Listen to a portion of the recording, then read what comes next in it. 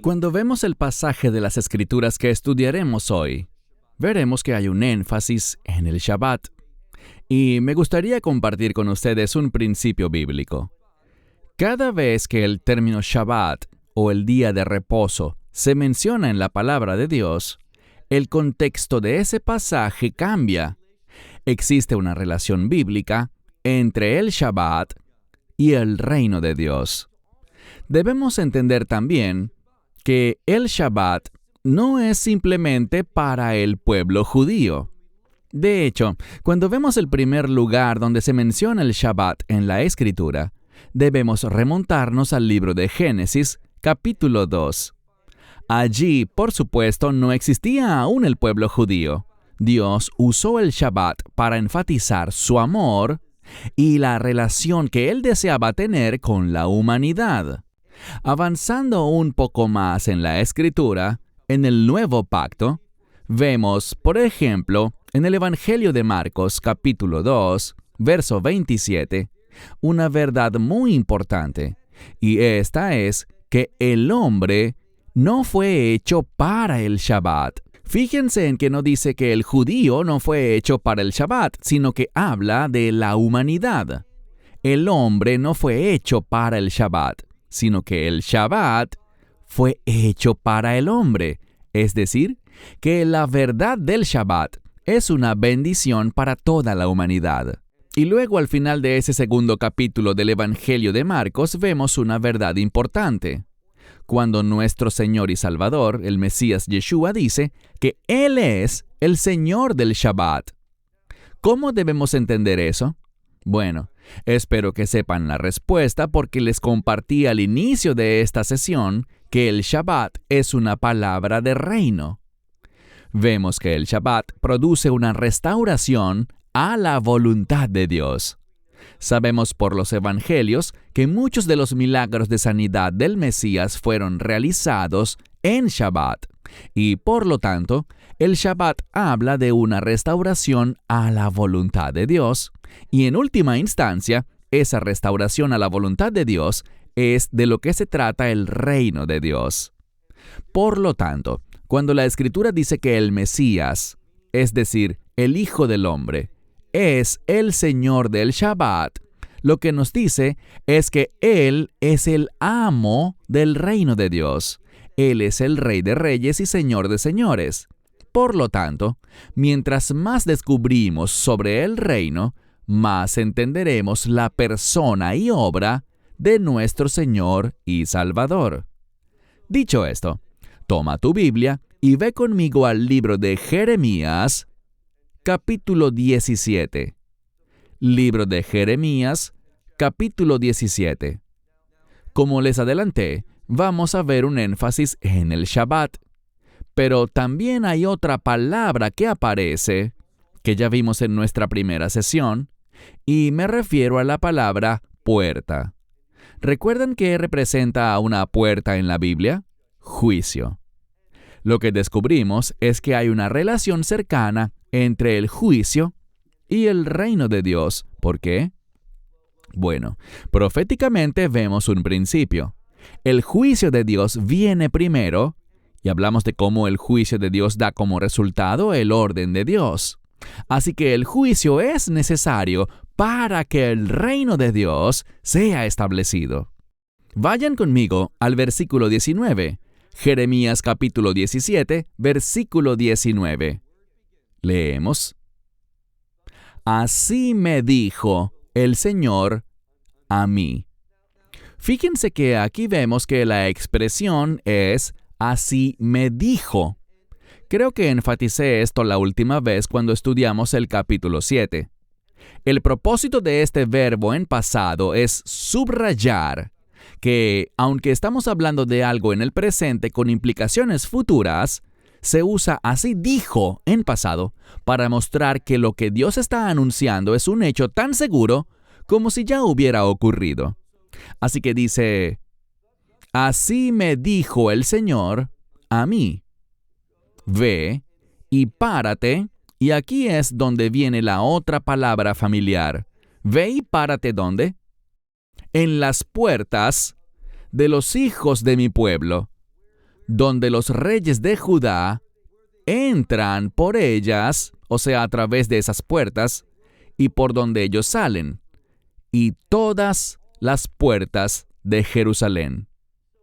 En este pasaje veremos que la palabra puerta aparece varias veces. De hecho, en la escritura que estudiaremos hoy, encontraremos el término puerta unas 7 u 8 veces. ¿Por qué? Para mostrarnos que el juicio de Dios es el tema de este pasaje. Y aquí está la pregunta importante.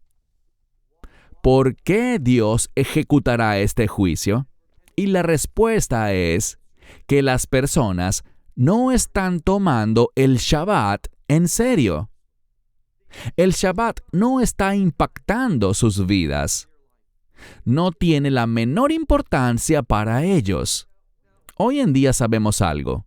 Sabemos que el templo en Jerusalén no existe, lo cual era un elemento necesario para guardar el Shabbat, porque el Shabbat incluía sacrificios que debían ofrecerse específicamente sobre el altar de ese templo. Mas ahora, sin un templo, obviamente tampoco hay altar, y por lo tanto el Shabbat no puede ser bíblicamente guardado. Pero no saquen por eso una conclusión falsa. Solo porque no haya templo en Jerusalén, y solo porque el Shabbat no pueda ser guardado como la Torá lo exige, eso no significa, oye con cuidado, eso no significa que el Shabbat ya no sea relevante para el pueblo de Dios. No, la verdad sobre el Shabbat sigue siendo una verdad bíblica. Nos habla de una restauración al orden de Dios. Vemos que el Shabbat habla también de intimidad con Dios. Y estamos comprometidos a reconocerlo, como veremos aquí, apartar al Shabbat de los demás días de la semana. Y también cuando lo analizamos bien, no basta con elegir un día cualquiera para hacerlo diferente. Dios ha apartado el séptimo día. Y el número 7, si hacemos un buen estudio de este número en la Biblia, el número 7 es un número santo. No es un número que indique algo completo, pues ese sería el número 10. Lo comentamos en nuestra primera sesión. El número 7 es un número santo y la santidad se relaciona con los propósitos de Dios. Por lo tanto, cuando tomamos en serio la verdad del Shabbat, lo que la Biblia revela sobre él, vamos a encontrar muy claramente en las Escrituras que Dios obrará en nuestras vidas, nos preparará, proveerá para nosotros y nos dará la perspectiva adecuada para que podamos seguir sus propósitos y cumplirlos. Es decir, para que podamos estar donde Dios quiere que estemos, haciendo las cosas que Dios quiere que hagamos. ¿Y cómo se llama eso? Eso se llama vivir una vida de adoración. En este pasaje, leamos de nuevo nuestro texto. Dice aquí que las personas entran y salen de estas puertas. Pasemos ahora al verso 20. Y tú les dirás a ellos, es decir, al pueblo de Judá: escuchen la palabra del Señor, oh reyes de Judá. Y no solo los reyes, sino todo Judá y todos los residentes de Jerusalén que entran por estas puertas. Una y otra vez, la palabra puerta o puertas en plural aparece en el texto. Y se enfatiza nuevamente que Dios no está agradado con su pueblo. Recuerda que puerta es sinónimo de juicio. Por tanto, lo que vemos aquí es que Dios se está preparando para juzgar al pueblo, porque el Shabbat ya no es relevante para ellos, en su propia mente. No lo están tomando en serio. El Shabbat no está impactando sus vidas y ellos no tienen, oigan con atención, no tienen una perspectiva de reino. Aquí hay un principio que sugiero que lo noten bien y es el siguiente. Si no estás interesado en el Shabbat, no estarás interesado en el reino de Dios. Hay una relación directa, una fuerte conexión bíblica entre la verdad del Shabbat y la verdad del reino de Dios. Cuando tienes un verdadero interés por el Shabbat, serás transformado por Dios y verás que su verdad se imparte sobre ti para que puedas ver las cosas desde la perspectiva del reino. Pero lo que vemos aquí es que Dios está descontento con el pueblo y noten lo que dice el verso 21. Así dijo el Señor, guarden sus almas. Esta palabra para alma, nefesh en singular, aquí sale en plural, nefeshot, habla de la esencia misma de un individuo. Lo que Dios nos revela aquí es esto. Cuando te sometes a la verdad del Shabbat, cuando entiendes que Dios, y no el hombre, es quien ha determinado esto, quien ha apartado el séptimo día, cuando tomamos en serio lo que Dios dice, y cuando entendemos lo que el Mesías ha hecho en el Shabbat, siguiendo esos milagros, observando y aprendiendo de sus enseñanzas que dio específicamente en Shabbat, eso nos dará una perspectiva de reino y veremos las cosas de una manera muy diferente al resto de las personas en este mundo. Cuando honras el Shabbat y cuando estudias la verdad del Shabbat, serás cambiado. Verás las cosas de manera diferente y tendrás una sensibilidad hacia el reino. Y eso es lo que necesitamos, porque Dios está trabajando. Dios está moviendo las cosas a nuestro alrededor en este mundo y está trayendo todo a una preparación para el reino.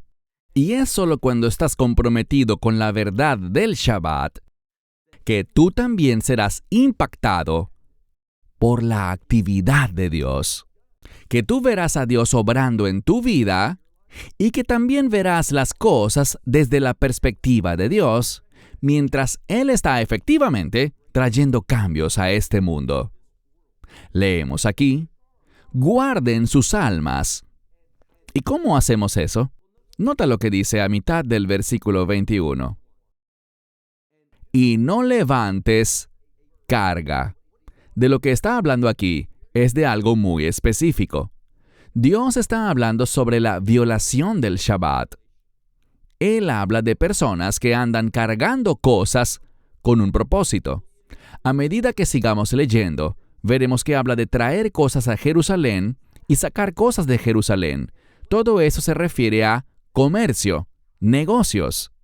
En lugar de apartar ese Shabbat para las cosas de Dios, experimentando su presencia, su palabra, adorándole, descansando, todo lo que la palabra de Dios nos instruye a hacer en Shabbat, en lugar de eso, ¿a qué se dedican las personas?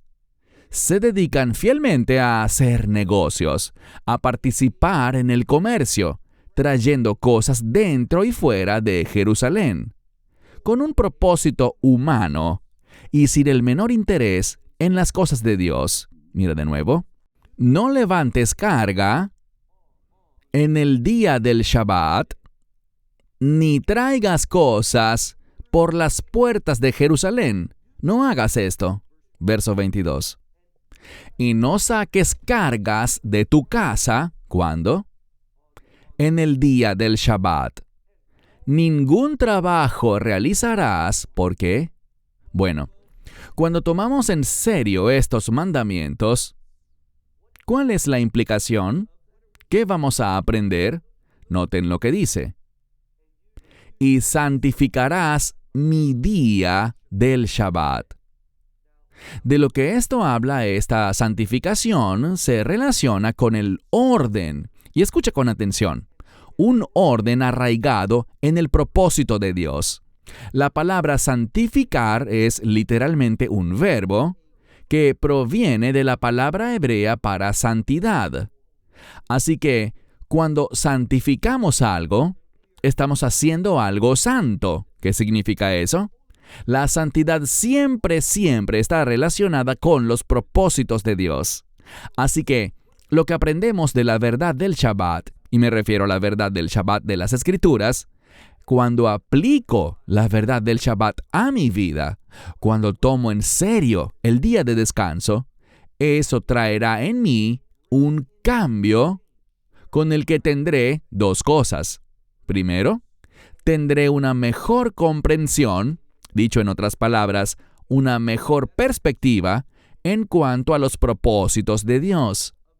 Así que el Shabbat siempre se relaciona con los propósitos de Dios, y no solo que veré los propósitos de Dios más claros, sino que también experimentaré la provisión de Dios en mi vida para que pueda participar en los propósitos de Dios.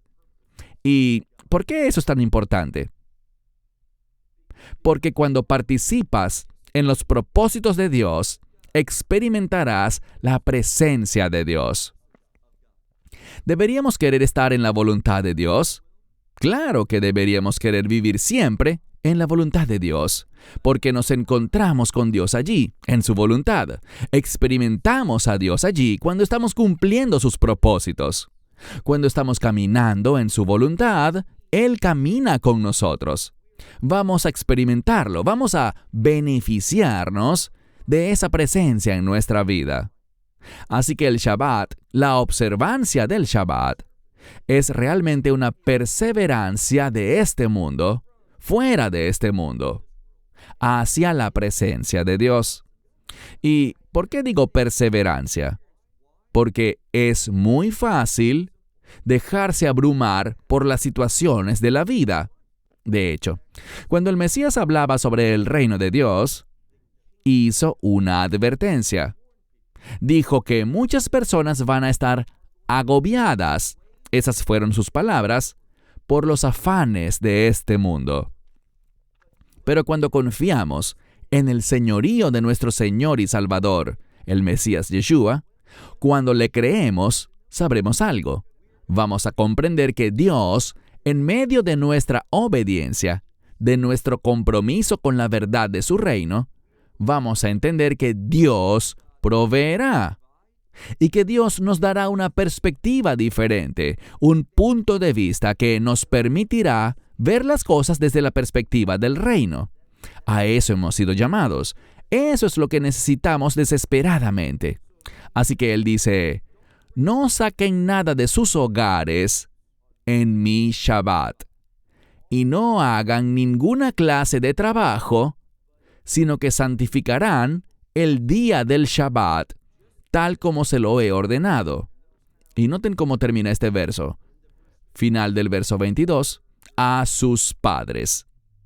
Lo que encontramos aquí es que cuando la Biblia menciona el término padre, y mucho más en plural, padres, generalmente se refiere a una promesa. Lo que nos comunica esto aquí es que el Shabbat se relaciona con las promesas del reino. Y cuando vemos a los patriarcas, descubrimos que ellos buscaron las promesas de Dios. ¿De qué manera? A través de la fe. Así que lo que vemos es esto. Recuerden lo que dice Marcos capítulo 2, versículo 27, que el Shabbat fue hecho para el hombre, es decir, Dios nos dio el Shabbat para el bienestar de la humanidad. Lo que vemos aquí es esto. Cuando tomamos en serio, como Jeremías está llamando al pueblo a hacer, a que sigan la verdad de este día que Dios ha apartado, este tiempo que Dios ha hecho diferente. Cuando estamos comprometidos con eso, Dios se moverá. Él ministrará. Él ungirá. Él proveerá. Él nos cambiará para que tengamos una perspectiva bajo la cual vemos las cosas desde su punto de vista. Leamos el versículo 23. Pero ellos no oyeron, ni inclinaron el oído, su oído. ¿Y qué pasó? Bueno, noten el principio que se está enseñando aquí. Y este principio es uno que vemos no solo en el Antiguo Testamento, sino también en el Nuevo Testamento. Y es el siguiente. Cuando Dios está hablando, y la palabra de Dios es una fuente de revelación, la palabra de Dios, ya sea su palabra hablada, como vemos aquí a través del profeta Jeremías, o su palabra escrita, cuando Dios se comunica con el pueblo, la palabra de Dios es clara.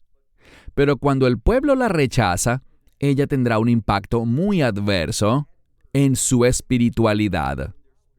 Noten lo que dice la Escritura aquí. Ellos no oyeron, no inclinaron su oído. ¿Y qué sucedió? Endurecieron la parte trasera de sus cuellos. Esta parte, el orf en hebreo, la nuca o la cerviz, la endurecieron. Aquí está el principio. Sabemos algo. Sabemos que en la Torá se habla de Moisés. ¿Y qué se dice de Moisés? Se le llama el hombre más humilde de todos. Y fue debido a su humildad que Moisés también fue conocido como el siervo del Señor. Estas dos cosas van de la mano. ¿Y cuál es el principio que Dios nos comparte aquí? Cuando Dios se comunica con el pueblo, y esto es cierto en general, pero especialmente en lo que respecta a la verdad del Shabbat, cuando no estamos interesados, cuando no estamos dispuestos a oír, y recuerden que la palabra oír implica una respuesta. Esta palabra exige una acción, pero el pueblo no estaba dispuesto a responder. No querían cumplir la acción que la palabra de Dios les imponía. Y vemos que ni siquiera estaban dispuestos a inclinar su oído. Y esta es una expresión importante. Cuando te niegas a inclinar tu oído, lo que esto significa es lo siguiente. Es un rechazo contra esa persona. Eso es lo que estaban haciendo, rechazándolo, porque esta palabra para oído también puede verse como un verbo para escuchar. Cuando se utiliza este término para escuchar, nos habla de alguien que, cuando habla, esa persona coloca las palabras en el oído, lo que significa que el hablante debe acercarse bien al oyente. Esta persona susurra, está hablando directamente al oído. Eso demuestra intimidad, y lo que la Escritura implica cuando dice que no inclinaban su oído es que estaban rechazando a Dios. No estaban interesados. Entonces, cuando somos rebeldes, cuando no respondemos, cuando no estamos interesados en oír, sino que rechazamos a Dios, noten el resultado. Eso nos endurece, nos hace incapaces de humillarnos. ¿Y eso qué implica? Bueno, ya que la humildad es indispensable para el servicio, esto nos hace incapaces de servir a Dios. Por tanto, noten lo que dice. Tenemos una expresión muy interesante en hebreo, vilti, que en este contexto significa incapaz. Incapaz de oír, incapaz de recibir. Y la siguiente palabra es musar, que algunas Biblias la traducen como disciplina. Pero en realidad no es disciplina, sino el resultado de una disciplina apropiada y piadosa. Es una palabra que habla, y actualmente estamos estudiando Proverbios. Esta palabra aparece muchas veces en ese libro. Es un término para ética y también para moralidad. Musar es un comportamiento que manifiesta características de Dios en un individuo. Y no solo características de Dios, sino que cuando tenemos esta moralidad y esta ética, eso nos permite tener discernimiento. Lo que Dios está diciendo aquí es esto. Debido a que el pueblo lo rechazó, no tomó en serio su verdad sobre el Shabbat. Como no estaban interesados en eso, ¿y por qué no estaban interesados? Recuerden el contexto. Por los negocios, el dinero. Querían ganancias, querían comprar cosas, estaban interesados en el materialismo de este mundo. Lo que encontramos aquí es que el Shabbat nos da una perspectiva diferente. ¿Qué tipo de perspectiva? Espero que ya lo sepan. Nos da una perspectiva de reino. Y eso es lo que desesperadamente necesitamos.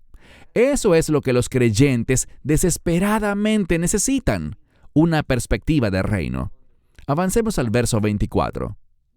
Ahora Dios habla de un resultado diferente. Él dice, pero, si llegara a suceder que me escuchan diligentemente, y aquí tenemos una palabra muy importante, Neum Hashem, que significa declara el Señor. Los eruditos bíblicos, tanto cristianos como los del judaísmo, cuando se topan con esta frase Neum Hashem, declara el Señor, dicen que debemos entenderlo como una promesa. Así que Dios está haciendo una promesa. Miren el contexto nuevamente en el verso 24. Y acontecerá que si me escuchan diligentemente, si me oyen, declara el Señor, si no traen cargas a través de las puertas de esta ciudad en Shabbat, sino que en cambio, ¿qué dice? Sino que en cambio santifican el Shabbat, no haciendo ningún trabajo en él, entonces, ¿qué hará Dios? ¿Qué está declarando? ¿Qué está prometiendo? Y lo que vemos de nuevo es una conexión con el reino. Siempre en las Escrituras, cuando se menciona el Shabbat, hay una conexión con el reino. Pasemos al verso 25. Y entrarán por las puertas de esta ciudad. ¿Quiénes? Reyes. Reyes entrarán, y no solo reyes, sino también altos funcionarios. Y estos reyes con esos altos funcionarios, noten lo que dice, estarán sentados en el trono de David. Esta es una pista hacia el reino. Estos reyes, estos gobernantes, están conectados con el trono de David. David fue un hombre conforme al corazón de Dios. David fue un hombre comprometido con la adoración. David no era perfecto, pero vemos muchas cosas positivas en David. De hecho, si eres un buen estudiante de los libros de Samuel, sabrás que bajo el liderazgo de David, el reino de Israel tuvo su mayor expansión. Y salió de las áreas normales de Israel, cruzó el río Jordán y se extendió incluso hasta el río Éufrates. ¿Por qué eso es tan importante? Porque cuando la tierra de Israel se extienda, y fíjense en lo que quiere el mundo quiere que Israel entregue su tierra, pero esa no es la voluntad de Dios. Ese es el plan del enemigo, no es el plan de Dios. El plan de Dios es que la nación de Israel crezca, que ocupe más espacio, más superficie, más territorio. Eso es lo que Dios quiere. Bajo el liderazgo de David, Israel creció a su mayor tamaño. Ocupó una cantidad masiva de tierra. ¿Qué ocurrió? Pues vemos que David era un individuo con mentalidad de reino. Y noten lo que dice la Biblia. Leamos de nuevo el versículo 25. Y vendrán a través de las puertas de esta ciudad reyes y líderes que se sientan en el trono de David y van montados en carros con caballos, ellos y sus altos oficiales, y cada hombre de Judá, y cada uno que habita en Jerusalén. Y noten lo que dice. Y habitará allí, esta ciudad habitará, ¿por cuánto tiempo? Lei Olam. Esta palabra Lei Olam significa para siempre. Así es como probablemente fue traducido en tu Biblia. Pero la palabra Olam es una palabra de reino. ¿Qué significa eso? Que cada vez que veamos en la Biblia hebrea la palabra Olam, eso le da a ese pasaje una perspectiva de reino. Por eso es que vemos a Jeremías hablando sobre el reino frente a un pueblo que no estaba interesado en el reino de Dios. ¿Y cómo manifestaron eso? Viviendo comprometidos con las cosas materiales de este mundo. Los negocios eran todo para ellos. No estaban interesados en el Shabbat. No estaban interesados en honrar a Dios cumpliendo el día de reposo, recordándolo. No, estaban comprometidos con sus comercios, sus negocios y sus ganancias materiales. Por lo tanto, Dios hará algo. La esperanza de reino que ellos deberían haber tenido, no la tuvieron. ¿Por qué? Porque consideraron que el Shabbat ya no era relevante para ellos. Quisieron asimilarse como el resto de las naciones. Y por lo tanto, en ese tiempo, durante el período en el que Jeremías profetizó, vemos que Jerusalén se convirtió en una ciudad muy internacional, debido a su riqueza. Algo muy importante que debemos recordar es que no podemos juzgar si Dios está bendiciendo algo o no, simplemente por su prosperidad. No asocies la prosperidad con una bendición del reino. A veces, la prosperidad en este mundo simplemente refleja una mentalidad muy materialista y muy mundana. Recuerden lo que el Mesías enseñó en Lucas capítulo 16, cuando habló sobre el dinero injusto. ¿De qué estaba hablando? Estaba hablando de cómo el dinero está vinculado exclusivamente a este mundo y cómo el dinero no tiene conexión con el reino de Dios. Y por eso lo llama injusto, porque el reino de Dios es un reino de justicia. Pasemos al siguiente versículo, versículo 26. Y vendrán de las ciudades de Judá y de alrededor de Jerusalén, y de la tierra de Benjamín, y desde las tierras bajas de la costa, el Hashfelá, donde yo vivo, y de la región montañosa, y desde el sur. ¿Y qué harán? Bueno, si tomamos en serio el Shabbat, vamos a ver que eso impacta nuestra capacidad de adorar, porque ¿qué está haciendo Dios? Él está restaurando al pueblo en su tierra. Van a venir de todas las regiones alrededor. ¿Y qué es lo que harán? Noten lo que dice. Ellos traerán un holocausto, un sacrificio, una ofrenda de grano y también diferentes tipos de incienso. Y traerán acción de gracias, ¿a dónde? A la casa del Señor. Así que vemos esta relación entre la adoración y la casa del Señor. ¿Y a qué hace referencia esto? A lo que pasará en el reino de Dios. Y hablo específicamente del reino milenial. ¿Por qué hablo específicamente del reino milenial y no de la Nueva Jerusalén? Pues entendamos algo. Cuando leemos el Apocalipsis, se nos dice que no habrá templo en la Nueva Jerusalén, pero donde sí habrá un templo será en ese reino milenial. Y el orden del gobierno para ese reino milenial, esos 1000 años en los que el Mesías gobernará desde la ciudad santa de Jerusalén, el método de ese gobierno, de esa administración que el Mesías impondrá, será la ley de Moisés. Y habrá sacrificios y habrá ofrendas. ¿Por qué razón? Bien, mucha gente está confundida. De hecho, si miras el mundo evangélico hoy, lo que está creciendo es una falsa doctrina. Una doctrina que no tiene respaldo en la Escritura. Está creciendo en el mundo evangélico una perspectiva teológica que es amilenial. ¿Qué significa eso? Que no cree en el reino milenial. Lo que es muy popular hoy en día es hablar simplemente sobre un reino, pero no reconocen que el reino de Dios vendrá en 2 etapas. La primera etapa es una etapa que sucederá en este mundo, desde la ciudad de Jerusalén.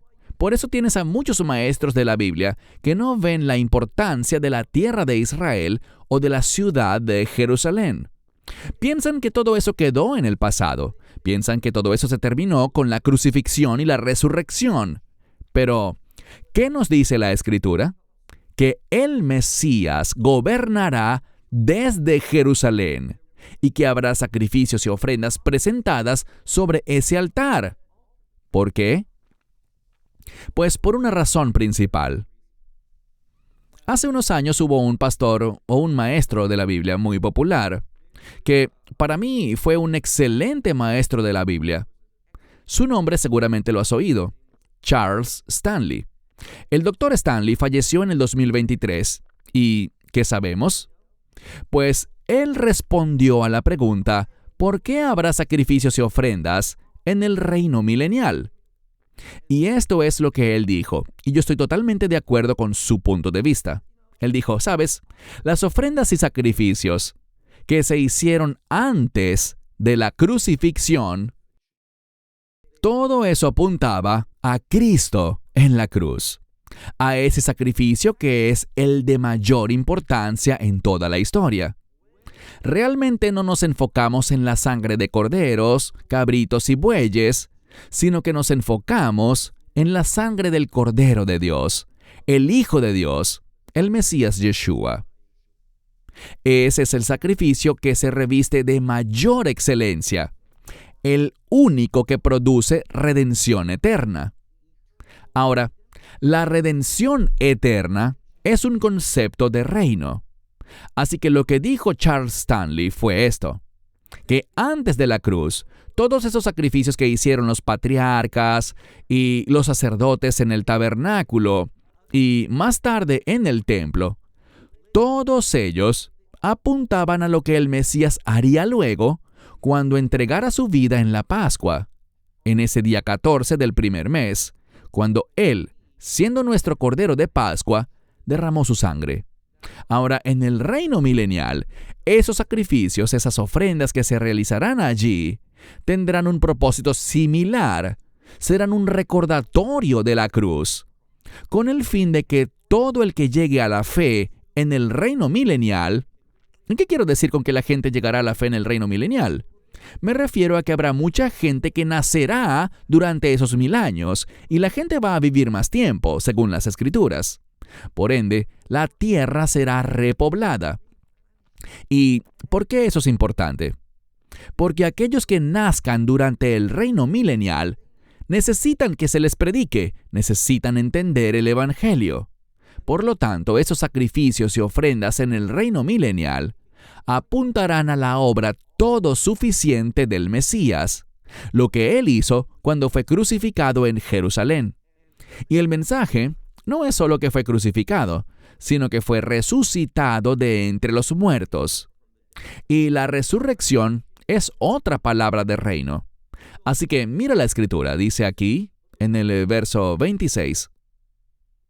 Y vendrán de las ciudades de Judá y de los alrededores de Jerusalén, de la tierra de Benjamín, y de las tierras bajas de la costa, y de la región montañosa, y de la región del sur, y vendrán y traerán holocaustos, sacrificios, ofrendas de grano, ofrendas de incienso, y lo harán trayendo acciones de gracias ¿a dónde?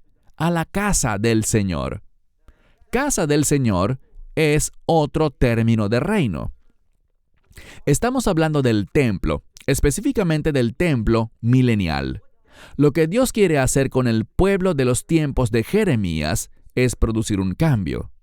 Si se toman en serio el Shabbat, Dios está haciendo una promesa. Recuerden lo que hemos aprendido sobre aquellos que se sientan en el trono de David, que Dios va a permitirle a su pueblo experimentar el reino. Y la pregunta que debemos hacernos es esta: ¿realmente queremos el reino? ¿Realmente creemos de lo que se trata el reino? Es decir, de Dios trayendo restauración eterna, haciendo realidad su voluntad, sus propósitos, sus promesas y sus bendiciones. Leamos el versículo 27. Dice: pero si ustedes no me escuchan, si no santifican el día del Shabbat, y si no dejan de traer y cargar cargas por las puertas de Jerusalén en mi día sábado, ¿qué dice Dios que hará? Oye con cuidado. Leamos por favor hacia el final del versículo 27. Dice aquí: prenderé fuego a sus puertas, es decir, las puertas de Jerusalén. ¿Qué quiere decir con esto? Es una imagen del juicio de Dios, Noten, él dice que le prenderá fuego a las puertas. De lo que está hablando es de lo siguiente. Si tú ignoras la verdad del Shabbat, si no te interesa este asunto, o si crees la falsa doctrina que dice que el Shabbat es solo para el pueblo judío, cosa que no puedes concluir bíblicamente.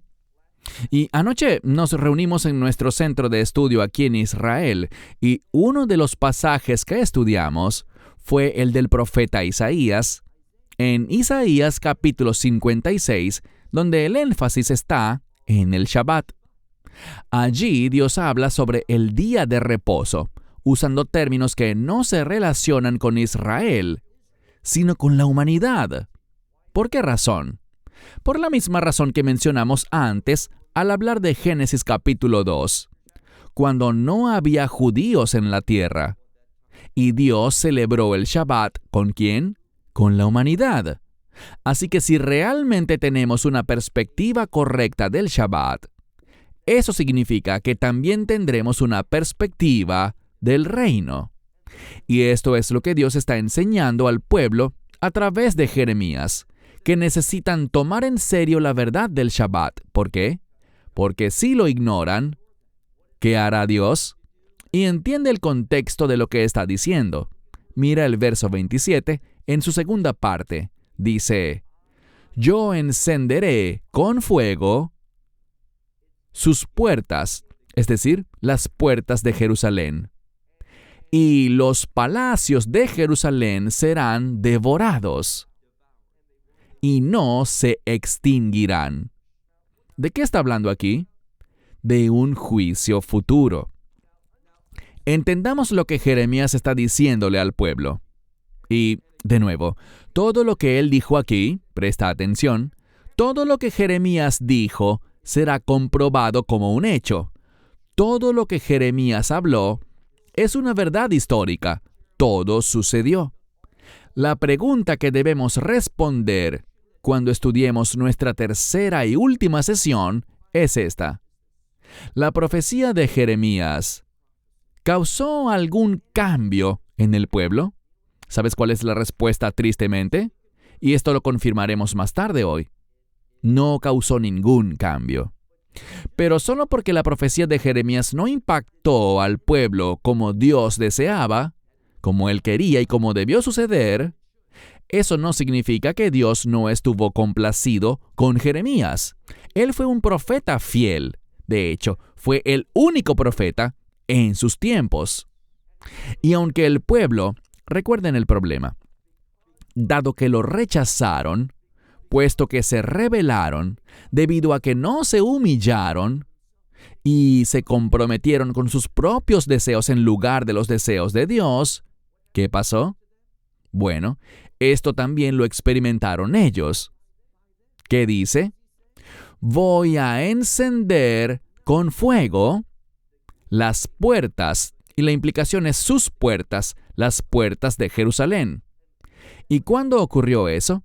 Bueno, ocurrió en los días de Jeremías, cuando los babilonios, bajo el liderazgo de Nabucodonosor, vinieron y quemaron no solo las puertas, sino toda la ciudad. Y no solo la ciudad, sino también el templo. Lo que vemos aquí es que el pueblo experimentó un anticipo de la ira de Dios. Ahora, si entendemos correctamente este pasaje, y sé que a la gente no le gusta oír eso, pero si entendemos correctamente lo que Jeremías está diciendo, notaremos que cuando el pueblo ignoró la verdad del Shabbat, experimentaron el juicio de Dios y sufrieron el exilio. ¿Qué significa eso? Significa que fueron removidos de las promesas de Dios. La gran mayoría de las personas que fueron al exilio, como pueden leer en Esdras y Nehemías, la gran mayoría de las personas no regresaron. No estaban interesadas en los propósitos y planes de Dios. Cuando llegó la oportunidad de que regresaran a la tierra prometida, quisieron quedarse en el exilio. ¿Por qué? Bueno, el exilio está relacionado con el mundo. y ellos tenían una perspectiva mundana. Pongamos esto en términos prácticos. Esta es una verdad espiritual. Es un principio que vemos en las Escrituras y es el siguiente. Cuando una persona está comprometida con la verdad del Shabbat, va a tener una perspectiva diferente. Lo dije antes. Esa persona tendrá una perspectiva de reino. Será un individuo que persigue los propósitos de Dios, los planes de Dios, y que se verá a sí mismo siendo llevado a la voluntad de Dios. ¿Por qué? Por lo que les compartí antes. Cuando estás en la voluntad de Dios, vivirás experimentando su presencia. Y de eso es de lo que trata la adoración. Así que, aunque el Shabbat no es el único día de adoración, es cierto que el Shabbat se relaciona con la adoración. ¿Con qué tipo de adoración? Con una adoración única. Cuando estudiamos las Escrituras, vemos pasajes como el de Daniel en su capítulo 6. Se nos dice que Daniel adoraba a Dios 3 veces al día. Pero en Shabbat, el Shabbat es un día único, y aunque todos los días son días de adoración, todos los días debemos adorar a Dios, el Shabbat sigue siendo único, porque la adoración del Shabbat representa una restauración a los propósitos de Dios, que Dios actúa de manera única en Shabbat, con el fin de traernos a una posición en la que Él nos cambie para que podamos demostrar nuestro compromiso con los propósitos de Dios. Ahora, pienso en todas las veces que Él hizo milagros. Estoy hablando de Yeshua. ¿Cuántas veces Él sanó personas y lo hizo específicamente en Shabbat? Esto nos enseña ese principio de que el Shabbat representa restauración.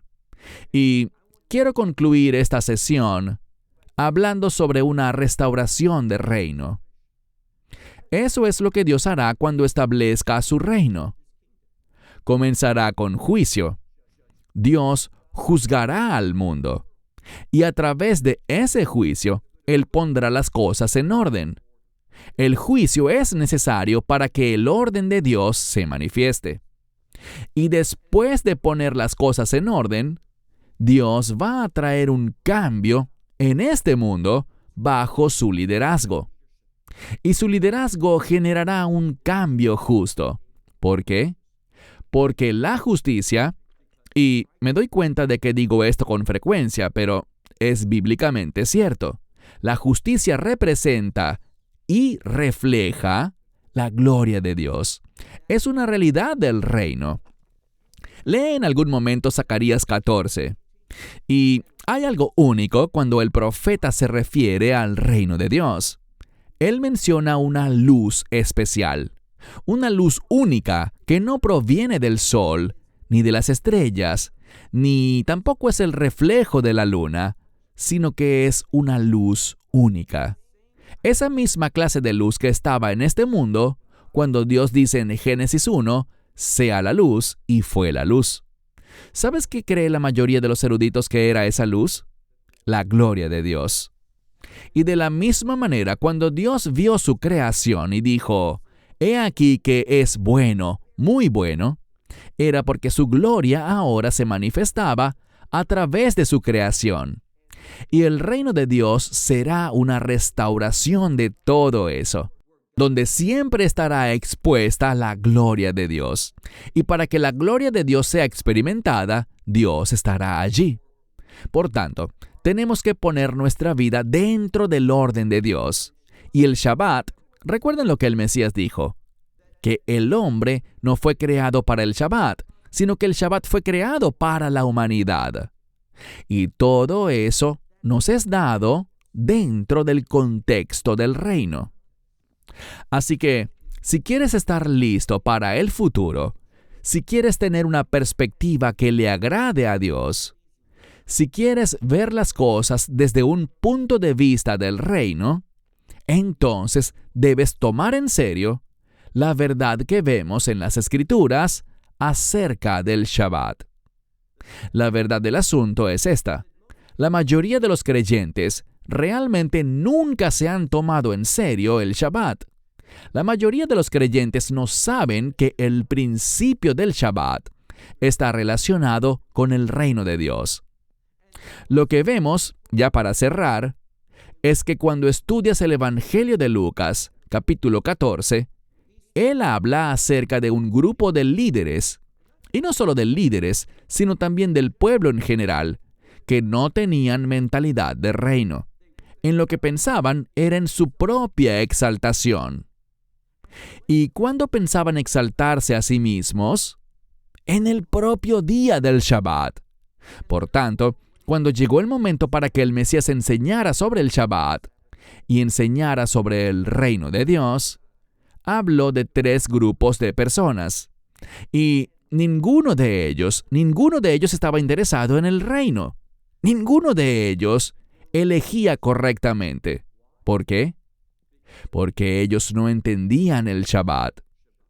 Y si tú no entiendes la verdad bíblica sobre el Shabbat, no entenderás la verdad bíblica sobre el reino de Dios. No es casualidad que el Mesías haya dicho sobre sí mismo que el Hijo del Hombre es el Señor del Shabbat. Oremos. Padre Dios, queremos tener tu perspectiva. Queremos pensar las cosas de acuerdo con tu verdad. Queremos ser transformados. Queremos ser establecidos por ti como tus instrumentos en este mundo. Queremos ser testigos que dan un testimonio de vida que dé fruto. Fruto que manifieste tu gloria ante los demás. Que todos vean que te pertenecemos a ti. Que tu Espíritu Santo está en nosotros y que Él nos guía, nos dirige, nos da poder y nos capacita para servirte, para ser instrumentos de restauración, Dios, para ser instrumentos de tu reino.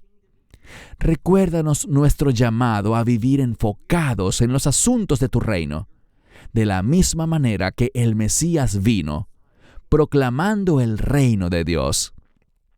Permítenos ser usados por ti, oh Padre Celestial, para que cuando la gente nos vea un carácter del reino y vea personas comprometidas con ese reino. Padre, queremos ser transformados por ti. Oramos, Señor, que seamos sensibles a tu palabra, que estemos comprometidos con la verdad de tu Shabbat. Oramos así, en el nombre del Mesías. Amén. In Messiah's name. Amen. Esperamos que te hayas edificado con el mensaje de hoy y lo compartas con otros. Te invitamos a seguir nuestros estudios cada semana por este canal y por el portal de YouTube de Amarás a Israel. También puedes descargar nuestra aplicación móvil gratuita, Mi Estudio Bíblico. Finalmente, para obtener más información sobre nosotros, visita nuestra web amarasaisrael.org, donde encontrarás otras conferencias de Baruch en audio, video y texto. Hasta el próximo programa. Que el Señor te bendiga en Yeshua HaMashiach, Jesús el Mesías, mientras caminas con Él. Shalom desde Israel.